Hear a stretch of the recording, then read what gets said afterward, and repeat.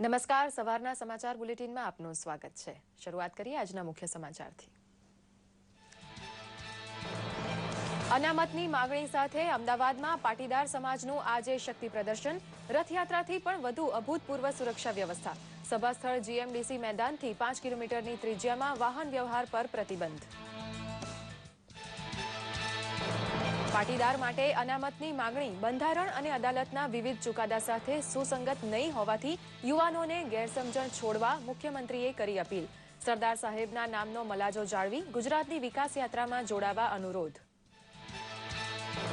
ગૃહ રાજ્યમંત્રી હરિભાઈ ચૌધરીના સાનિધ્યમાં યોજાઈ માનવ ઉત્કર્ષ શિબિર।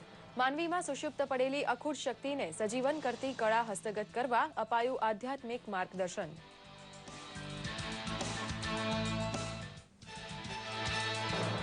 જામનગરની ઓળખ સમાન બાંધણી અને બ્રાસપાટ ઉદ્યોગના અભ્યાસ માટે સંસદીય સમિતિ પહોંચી હાલાર। લઘુ ગણાતા ઉદ્યોગનું નિકાસમાં યોગદાન વિરાટ બને એ માટે સાંસદોએ હાથ ધર્યો પરામર્શ। ભારતીય શેરબજારમાંની ઉથલપાથલ વૈશ્વિક અસરરૂપ ગણાવી ચિંતા ન કરવા રોકાણકારોને નાણામંત્રી અરુણ જેટલીની સલાહ। પ્રધાનમંત્રીએ કરી આર્થિક સ્થિતિની સમીક્ષા। સમાચાર વિગતવાર જોઈએ। અમદાવાદમાં પાટીદાર સમાજ દ્વારા અન્ય પછાત વર્ગ શ્રેણીમાં અનામતનો લાભ સરકાર પાસેથી મેળવવા માટે યોજાનારી સભા માટે વ્યાપક પોલીસ બંદોબસ્ત ગોઠવાયો છે। રથયાત્રા કરતાં પણ વધુ અભૂતપૂર્વ સુરક્ષા વ્યવસ્થા કરવામાં આવી છે। જીએમડીસી મેદાનથી 5 કિલોમીટરની ત્રિજ્યામાં વાહન વ્યવહાર પર પ્રતિબંધ મુકાયો છે। બીઆરટીએસના કેટલાક રૂટ સવારે 5થી રેલી સંપન્ન ન થાય ત્યાં સુધી બંધ રખાયા છે। મંગળવારે અમદાવાદ જીએમડીસી ગ્રાઉન્ડ ખાતે અનામતની માંગણી સાથે પાટીદાર અનામત આંદોલન સમિતિ દ્વારા યોજાનાર સભા માટે પોલીસ તંત્ર ખડે પગે છે। સામાન્ય જનતા અને આંદોલનકારીઓ એમ બંનેને મુશ્કેલી ના પડે તે હેતુસર જીએમડીસી ગ્રાઉન્ડ ખાતે પોલીસ તૈનાત થઈ ચૂકી છે। આયોજક સમિતિના કાર્યકરો સાથે સંકલન સાધીને વ્યવસ્થા જળવાઈ રહે તે પ્રકારના વ્યૂહ સાથે પોલીસ આગળ વધી રહી છે। જીએમડીસી ગ્રાઉન્ડ તરફ જતા રસ્તાઓ પર તેમજ 4 રસ્તાઓ પર પોલીસ તૈનાત થઈ ચૂકી છે। આરએએફ ટુકડીઓ પણ સ્થિતિનો ક્યાસ કાઢીને ખડે પગે છે। પોલીસે પત્રકાર પરિષદ કરીને બંદોબસ્ત વિશે માહિતી આપી હતી। हमारे पास 27 डीवाईएसपी थे, 35 मिले, मिलके कुल 62 डीवाईएसपी रैंक के ऑफिसर इस बंदोबस्त के लिए हमने मांगे और मिले हैं। उसी तरह कुल 244 इंस्पेक्टर लेवल के ऑफिसर्स हैं, 504 सब इंस्पेक्टर्स हैं,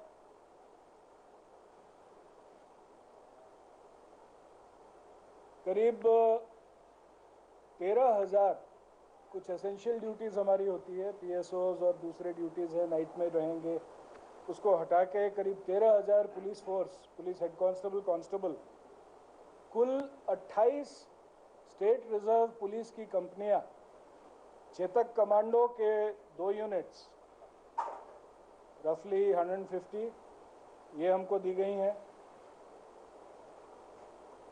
केंद्र की आरएएफ की 4 कंपनियां दी गई हैं।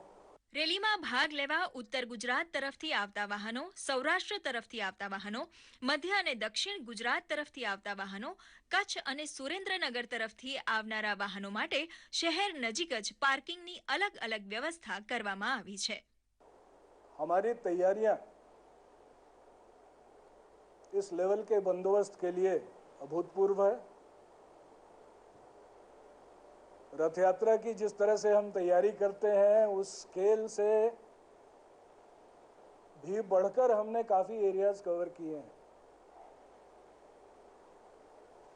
जीएमडीसी ग्राउंड तो किया ही, जीएमडीसी ग्राउंड के बाजू में जो रोड्स है और एक नो व्हीकल जोन हमने बनाया।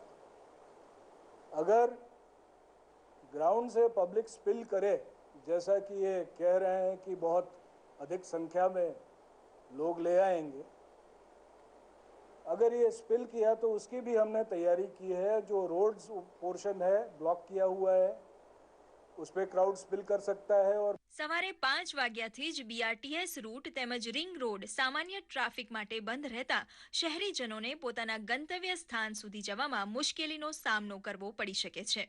જો કે શાળા કોલેજ જતા બાળકો અને તબીબી ઇમરજન્સી ધરાવતા દર્દીઓને પોલીસે જાહેરનામામાં બાકાત રાખ્યા છે. સામાન્ય જનતા અફવાનો ભોગ ના બને અને રેલીનું શાંતિપૂર્ણ આયોજન થાય તે માટે પોલીસ પૂરી તકેદારી લઈ રહી છે. દૂરદર્શન સમાચાર, અમદાવાદ. મુખ્યમંત્રી આનંદીબેન પટેલે પાટીદાર અનામત આંદોલનની માગણીઓ અંગે બંધારણની જોગવાઈઓ ટાંકતા ગુજરાતની પ્રજા સમક્ષ અપીલ કરી છે કે કાયદા પ્રમાણે જ્યારે 50%થી વધુ અનામત આપવી સંભવ નથી ત્યારે જરૂરિયાતમંદ લોકો માટે આર્થિક સહાયના પેકેજ વિશે વિચારી શકાય તેમ છે, પરંતુ સરકાર ઠાલા વચન આપીને અનામત મુદ્દે જનતાને ગેરમાર્ગે હરગીઝ દોરી ન શકે. તેમણે યુવાનોને અનામતની માગણી છોડી વાસ્તવિક અને વ્યવહારુ ઉકેલ માટે સરકારને સહકાર આપવા અપીલ કરી છે. રાષ્ટ્રની એકતા ઈચ્છતા હતા ત્યારે સરદાર સાહેબના નામે ચાલતા આ અનામત આંદોલનથી સરદાર સાહેબનું અપમાન થતું હોય તેમ આપને નથી લાગતું? છેલ્લા 12 વર્ષથી આપણા ગુજરાતમાં એક પણ આંદોલન થયું નથી. માત્ર ને માત્ર વિકાસનું જન આંદોલન જરૂર ચાલ્યું છે. એ જ આપણી સફળતાનો મંત્ર રહ્યો છે.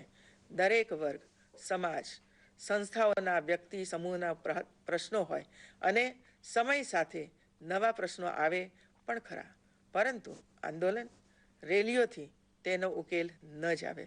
આ સરકારે સૌને સાથે રાખીને ચર્ચા વિચારણાનું યોગ્ય પ્લેટફોર્મ પૂરું પાડીને અનેક પ્રશ્નો ઉકેલ્યા છે અને ઉકેલવાની અમારી પ્રતિબદ્ધતા પણ છે. મારી આપને આ કોઈ સલાહ કે ઉપદેશ નથી. મારા હૃદયની લાગણીઓ આપ સમક્ષ મૂકવાનું મન થયું અને એટલે જ ખાસ કરીને યુવાનોને સમગ્ર બાબત અને તમામ પાસાઓથી અવગત કરાવવાનો એક પ્રયાસ કર્યો છે.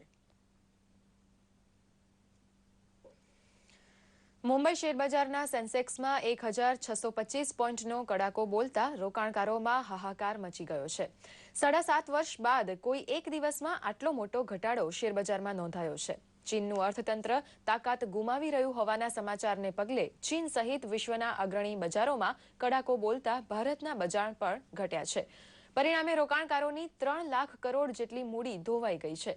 નિફ્ટી પણ 491 પોઈન્ટ જેટલો ઘટ્યો હતો. ચીનમાંની મંદીની વૈશ્વિક અસર રૂપે થયેલી આ ઉથલપાથલથી નહીં ગભરાવાની નાણામંત્રી અરુણ જેટલીએ અપીલ કરી. This turbulence is transient and temporary in nature. The markets will settle down. All concerned authorities, the Government of India, the Reserve Bank, are watching the situation very closely. પ્રધાનમંત્રીએ બજારોની ખરાબ સ્થિતિ દરમિયાન સ્થિતિની સમીક્ષા કરી હતી અને સુધારાઓના એજન્ડા સાથે અર્થવ્યવસ્થાને મજબૂત બનાવવા પર ભાર મૂક્યો હતો. નાણામંત્રી અરુણ જેટલીએ જણાવ્યું હતું કે પ્રધાનમંત્રીએ ઇક્વિટી અને નાણાં બજારની સમીક્ષા કરી હતી અને જણાવ્યું હતું કે આપણી અર્થવ્યવસ્થા સ્થિર છે, તેમ છતાં ધ્યાન આપવાની જરૂર છે. મોટા પાયે વૈશ્વિક અર્થવ્યવસ્થામાં સર્જાયેલ અવ્યવસ્થાને કારણે ઉચ્ચતમ સ્તરે અર્થવ્યવસ્થાની સમીક્ષા કરાઈ હતી. નાણામંત્રીએ જણાવ્યું હતું કે પ્રધાનમંત્રી વર્તમાન વૈશ્વિક સંકટને ભારત માટે એક તકના સ્વરૂપમાં પરિવર્તિત કરવા ઈચ્છુક છે. મુખ્યમંત્રી આનંદીબેન પટેલે રાજ્યની 17 નગરપાલિકાઓને રોડ રીસર્ફેસિંગ કામગીરી માટે 39 કરોડ 27 લાખ રૂપિયાના ચેક ગાંધીનગરમાં અર્પણ કર્યા હતા. આ પ્રસંગે તેમણે જણાવ્યું કે સ્વર્ણિમ જયંતી મુખ્યમંત્રી શહેરી વિકાસ યોજના હેઠળ 159 નગરપાલિકાઓમાં ભૂગર્ભ ગટર વ્યવસ્થાની કામગીરી તથા ઘેર ઘેર પાણી પહોંચાડવાની પહેલ એકમાત્ર ગુજરાતે કરી છે. આ ભૂગર્ભ ગટર યોજનામાં રોડ રીસર્ફેસિંગ કામગીરી માટે રાજ્ય સરકારે કુલ 614.13 કરોડની જોગવાઈ સુનિશ્ચિત કરી છે અને અત્યાર સુધીમાં રૂપિયા 172.15 કરોડની રકમ આ પ્રકારના કામ માટે નગરપાલિકાઓને ફાળવવામાં આવી છે.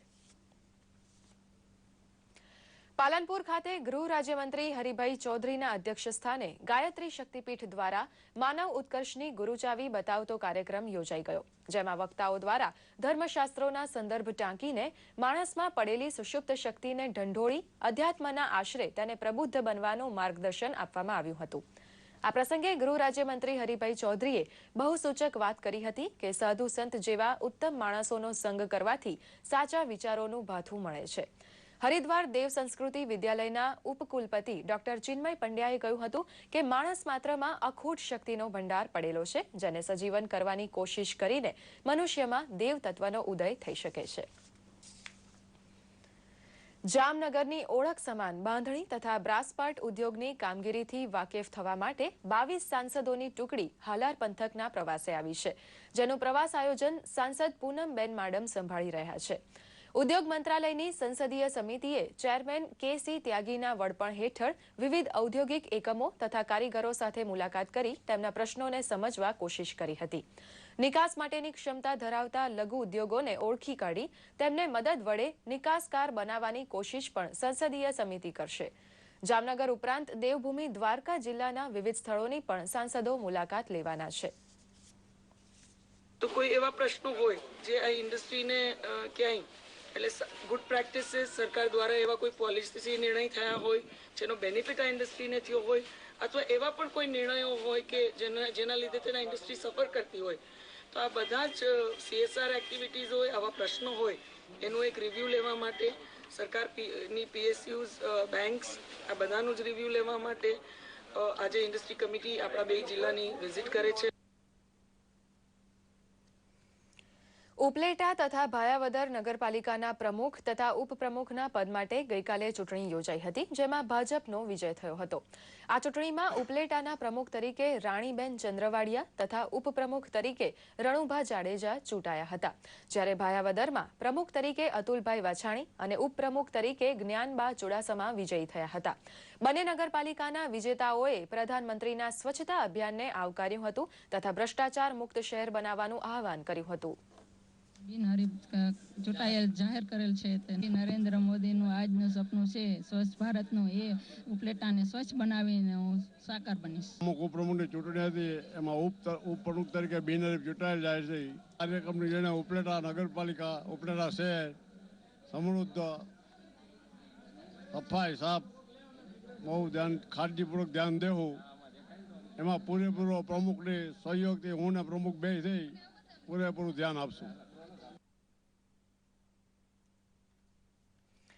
શ્રાવણના સોમવારે ભક્તિની શિવગંગા વહે છે, ત્યારે શ્રાવણીયા બીજા સોમવારે પ્રથમ જ્યોતિર્લિંગ ભગવાન શ્રી સોમનાથ મંદિરે નમઃ શિવાયના મંત્રોચ્ચાર સાથે ભક્તોનું ઘોડાપૂર ઉમટ્યું હતું.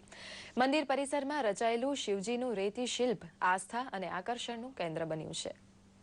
શ્રાવણ માસના બીજા સોમવારે જ્યોતિર્લિંગ સોમનાથના દર્શન કરવા માટે દેશભરમાંથી શિવ ભક્તો બહોળી સંખ્યામાં પહોંચ્યા હતા અને વિશેષ શણગાર દર્શનનો લહાવો લઈ ધન્યતાનો અનુભવ કર્યો હતો.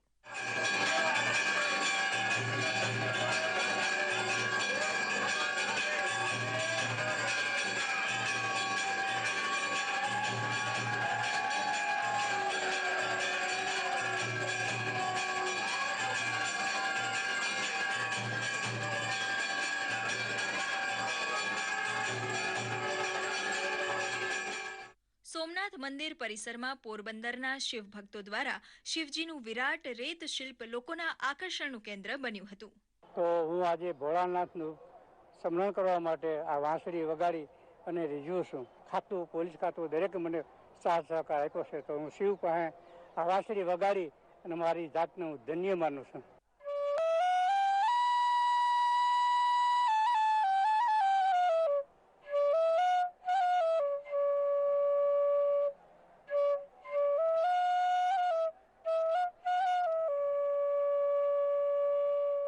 શ્રાવણનો બીજો સોમવાર હોવાથી સોમનાથ તીર્થમાં ભક્તિનો અભૂતપૂર્વ મહાસાગર હિલોળા લેતો હતો. દૂરદર્શન સમાચાર, અમદાવાદ.